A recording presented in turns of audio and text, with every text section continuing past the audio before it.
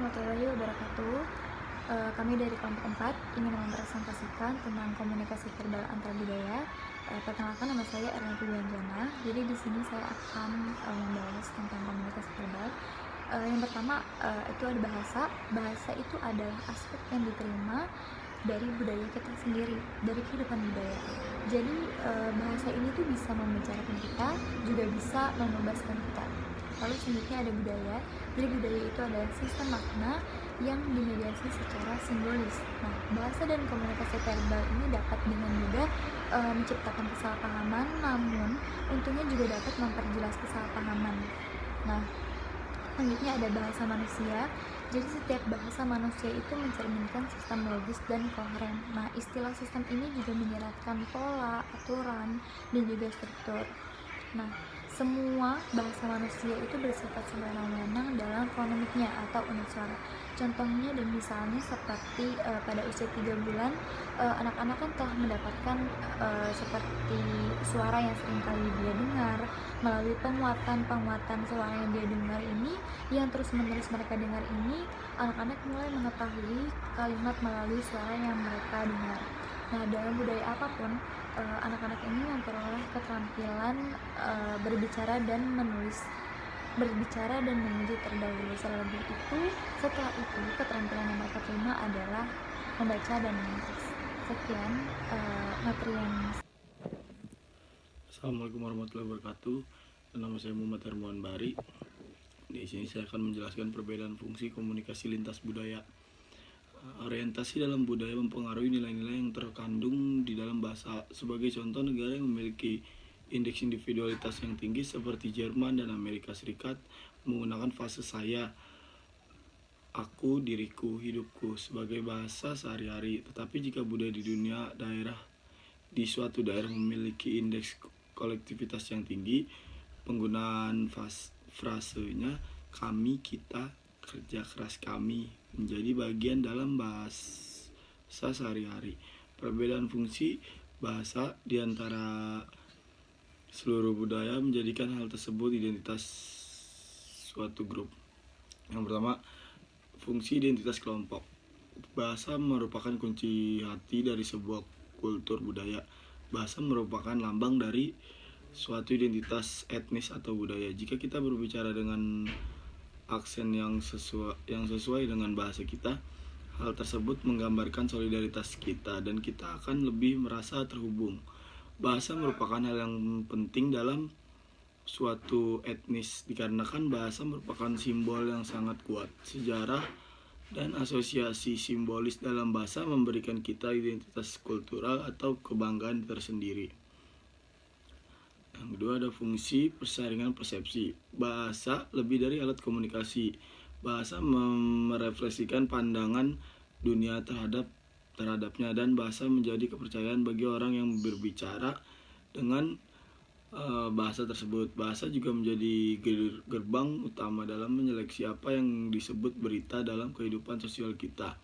Bahasa sehari-hari menjadi sebuah prisma di mana individu meyakini diri mereka akan menjadi apa di luar sana. Sebagai contoh, dalam budaya Meksiko, kata-kata seperti machismo, kejahatan atau maskulin, marianismo, pengingat bahwa harus tetap perawan sampai menikah, sikap submisif dari wanita, adalah bagian dari bahasa sehari-hari masyarakat Meksiko. Ketentuan ini akan menyaring persepsi individual tentang apa yang seharusnya mereka lakukan di masyarakat. Yang ketiga ada fungsi penalaran kognitif. Berfokus kepada analisis perbandingan antara bahasa India Hopi dengan bahasa Eropa. Wolf menyimpulkan bahwa bahasa bukan hanya sarana dari ide suara, namun lebih dari itu. Bahasa merupakan sesuatu yang telah terorganisasi di dalam pikiran kita, dan itu berarti melibatkan sistem linguistik di dalam pikiran kita. Wolf menekankan bahwa ada suatu sistem gramatikal yang membentuk dan membuat sesuatu konstitusi dalam suatu proses berpikir. Wolf percaya bahwa tata bahasa setiap bahasa yang berbeda terpisah dari realita konseptual untuk anggota tiap budaya yang berbeda. Kita memiliki pengalaman kognisi dan sensasi yang berbeda melalui fungsi linguistik kita. Ide ini terkenal dengan hipotesis Sapir-Whorf atau hipotesis linguistik relatif. Terima kasih. Saya Gita Gies Kamila. Kali ini saya akan menjelaskan tentang status dan fungsi keintiman, fungsi kreativitas, gaya bicara lintas budaya, dan juga komunikasi rendah dan kontekstual tinggi. Jadi yang pertama yang akan saya bahas itu adalah status dan fungsi keintiman. Dalam melihat status, kita itu bisa menggunakan bahasa untuk menandakan perbedaan status seperti penggunaan dari kata ganti, formal, dan informal dalam bahasa yang berbeda. Nah, kita juga bisa menggunakan bahasa itu untuk mengatur keintiman melalui sarana verbal untuk menandai persahabatan dan ikatan rasional. Itu menurut Brown dan Gilman tahun 1960. Misalnya, bicara seperti bahasa Perancis, Jerman, dan juga Spanyol. Itu mereka harus memilih antara bentuk kalimat yang lebih formal atau lebih intim. Misalnya, bahasa Perancis memiliki vous dan tu, bahasa Jerman memiliki si dan du, dan bahasa Spanyol memiliki usted dan tu. Orang Spanyol itu biasa menggunakan kata ganti informal ini tuh buat kalau misalkan berbicara sama orang-orang terdekatnya, misalnya sama anggota keluarga, sahabat, atau anak-anak mereka. Selanjutnya ada fungsi kreativitas. Jadi, meskipun kita sebagai manusia itu yang udah ciptain bahasa, tapi kadang kita juga itu yang suka terjebak sama kebiasaan sistem bahasa kita sendiri. Jadi, walaupun bahasa budaya itu melestarikan tradisi budaya tersebut dengan mengubah kebiasaan bahasa kita, tapi kita juga bisa mengubah norma-norma budaya dan juga sikap yang telah lama ada. Bahasa itu tuh benar-benar bisa menjarakan kita karena hal itu mempengaruhi cara kita melihat dunia di luar sana.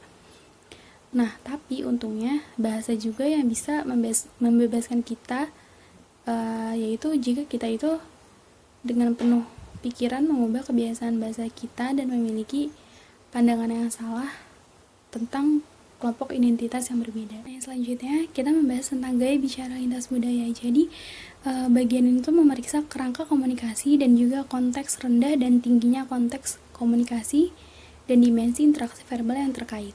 Di dalam gaya bicara lintas budaya terdapat komunikasi rendah dan kontekstual tinggi. Nah, jadi Hall tahun 1976 mengaku bahwa interaksi manusia di tingkat yang luas itu dapat dibilang ke sistem komunikasi yang rendah dan berkonteks tinggi. Melalui konteks komunikasi rendah, kita itu menekankan bagaimana niat atau arti lebih baik diungkapkan melalui pesan-pesan lisan yang eksplisit. Nah, kalau misalkan kita menggunakan komunikasi yang kurang jelas, kita itu menandaskan pentingnya menyatakan gagasan, pendapat, dan perasaan pribadi. Nah, ketika kita menggunakan komunikasi konteks tinggi, kita itu menekankan pentingnya konteks multi-layer. Saya Nasya Putri menjelaskan tentang gaya interaksi verbal langsung dan tidak langsung. Gaya verbal membingkai bagaimana suatu pesan harus ditafsirkan dari 4 mode gaya interaksi verbal, yaitu langsung versus tidak langsung, berorientasi pada orang versus berorientasi pada status, peningkatan diri versus pengurangan diri, dan bicara versus diam. Bukti penelitian tentang dimensi interaksi verbal langsung tidak langsung adalah yang paling luas dan persuasif. Gaya langsung dan tidak langsung berbeda dalam hal komunikator mengungkapkan niat mereka melalui nada, suara, dan keterus-terangan pesan konten media. Dalam gaya verbal langsung, pernyataan dengan jelas mengungkapkan niat pembicara akan diucapkan dengan nada suara yang jujur.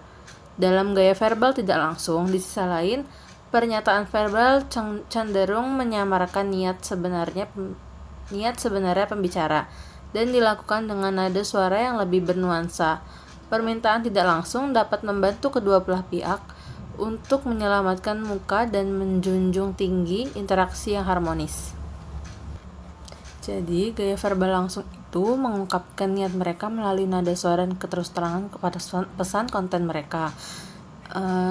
Misalnya ada orang berbicara tuh langsung frontal, tidak basa-basi dulu.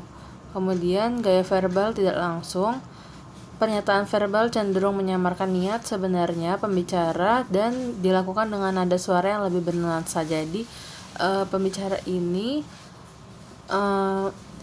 ada caranya sendiri saat menyampaikan pesannya, yaitu tidak secara belak-belakan, tapi mereka membungkusnya dengan suasana yang sedang dihadapi saat berbicara. Kemudian gaya verbal berorientasi orang dan berorientasi status. Gaya verbal yang berorientasi pada orang adalah mode verbal yang berpusat pada individu yang menekankan pentingnya informalitas dan penskorsan peran. Gaya verbal yang berorientasi status adalah mode verbal yang berpusat pada peran yang menekankan formalitas dan jarak kekuasaan yang besar. Maksudnya ialah yang pertama menekankan pentingnya interaksi simetris, sedangkan yang terakhir menekankan interaksi simetris. Gaya verbal yang berorientasi pada orang menekankan pentingnya menghormati identitas, self-enhancement dan self-effacement. Gaya verbal peningkatan diri menekankan pentingnya membual tentang prestasi dan kemampuan seseorang.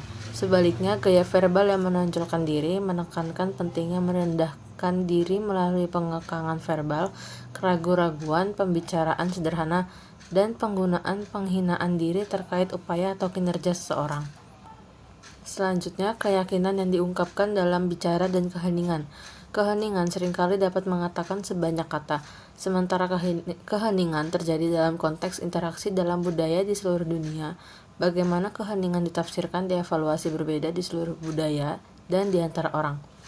Konsep keheningan juga menempati peran sentral dalam budaya Apache di Amerika Serikat oleh Basso tahun 1970. Diam dianggap tepat dalam konteks di mana hubungan sosial antara individu tidak dapat diprediksi dan melibatkan tingkat ambiguitas yang tinggi. Mereka juga lebih memilih diam dalam situasi di mana harapan peran tidak jelas. Sekian presentasi dari saya. Kurang lebihnya mohon maaf. Wassalamualaikum warahmatullahi wabarakatuh.